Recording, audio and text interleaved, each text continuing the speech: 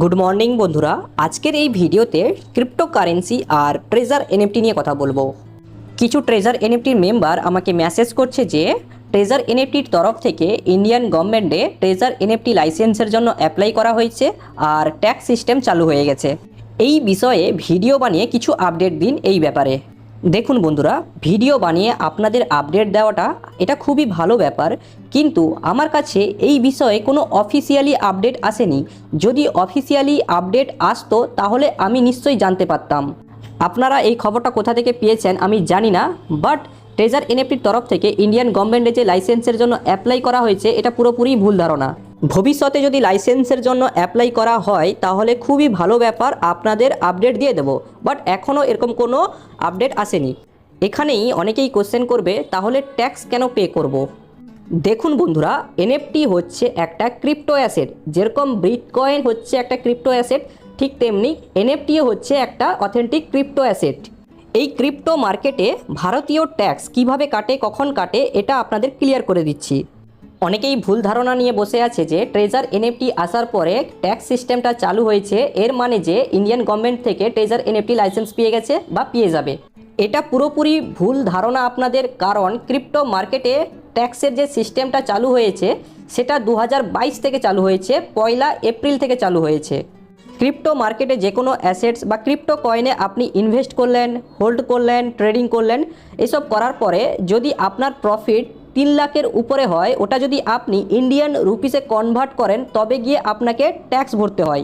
যে কোনো ক্রিপ্টো কয়েনে আপনি ট্রেডিং করছেন, হোল্ড করছেন, ততক্ষণ পর্যন্ত কোনো ট্যাক্স কাটে না। বাট আপনি যখন প্রফিটেবল হবেন, মানে আপনি একটা বিটকয়েন কিনলেন, ওটার প্রফিট হলো, ওইটা আপনি যদি ইন্ডিয়ান রুপিসে কনভার্ট করেন, ওই অ্যামাউন্টটা যদি 3 লাখের উপরে হয়, 3 লাখ টাকার উপরে হয়, তাহলে আপনাকে ট্যাক্স পে করতে হয়।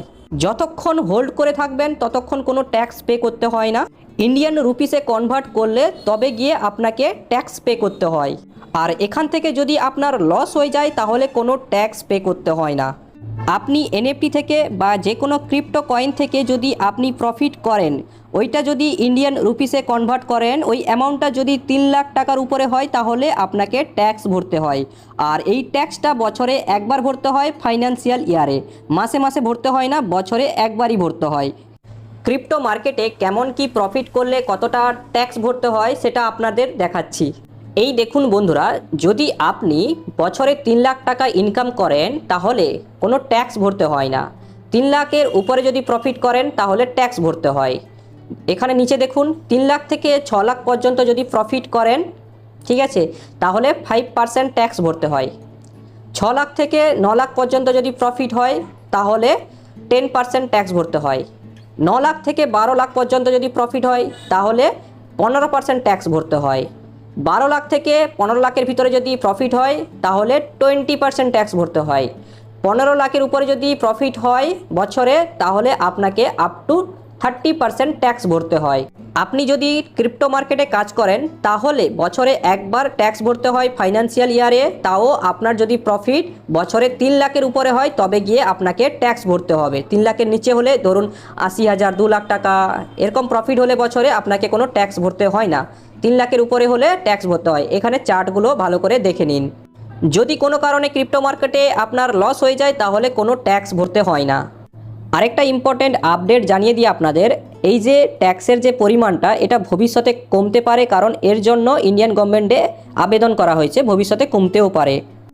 আপনারা যদি ভাবেন ট্যাক্স না ভরলে ইন্ডিয়ান গভর্নমেন্ট কিভাবে জানতে পারবে, আমি একটু আগে যেমনটা বললাম, আপনি যে কোনো ক্রিপ্টো অ্যাসেট হোল্ড করে আছেন, ট্রেডিং করছেন, ইনভেস্ট করেছেন, কোনো প্রবলেম নেই, সেখানে কোনো ট্যাক্স কাটবে না। ধরুন আপনি ইউএসডিটিতে হোল্ড করেছেন, ইউএসডিটি যখন আপনি ইন্ডিয়ান রুপিসে কনভার্ট করবেন তখন কার মাধ্যমে করবেন?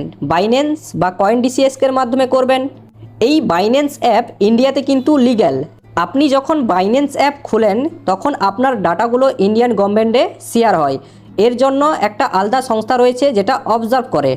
সো আপনি কি করছেন না করছেন, কি অ্যাক্টিভিটি করছেন, সেগুলো সব ডাটা ওরা দেখতে পায়। বছরে একবার ট্যাক্স পে করতে হয়, তাও যদি আপনি 3 লাখের উপরে প্রফিট করেন। ট্যাক্স পে করাটা ভালো, এতে আপনার প্রবলেম হবে না ভবিষ্যতে। আই হোপ বন্ধুরা বুঝতে পেরেছেন যে ট্রেজার এনএফটিতে আমরা যে এনএফটি নিয়ে ট্রেডিং করছি ওটা হচ্ছে অথেন্টিক ক্রিপ্টো অ্যাসেট। আর ক্রিপ্টো মার্কেটে প্রফিট হওয়ার পরে ইন্ডিয়ান রুপিসে কনভার্ট করলে কেমন কি ট্যাক্স পে করতে হয় আপনারা নিশ্চয়ই বুঝতে পেরে গেছেন। যদি ভিডিওটা ভালো লাগে তাহলে প্লিজ একটা লাইক করবেন আর সাথে সাথে সাবস্ক্রাইবও করে নেবেন। ধন্যবাদ।